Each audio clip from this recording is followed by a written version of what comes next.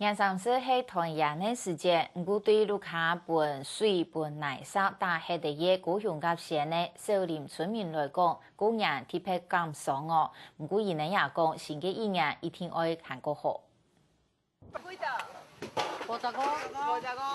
米糕已經整好，當地嘅總盤，另外一片積極向嘅油鍋喺啲嘅蓬蓬台。少年村年30暗晡喺第三日向永久鍋食團圓飯，一度喺同外地嘅村民就趕咗來老甲讓離沙鄉下食飯。圍爐啊，本來是不想要等啊，不過想想，好像每年都有這個習慣啦。所以你剛才說那個講，就會很想哭啊。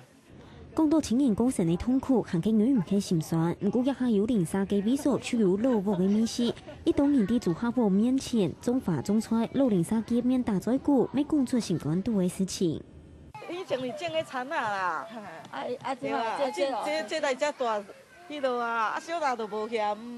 小林村民只要在一起的时候，其实是有那个治愈的能力的哦。透过这样的活动，可以让小林村民去忘记一些比较不快乐的事情，那也再一次凝聚那个家的感觉。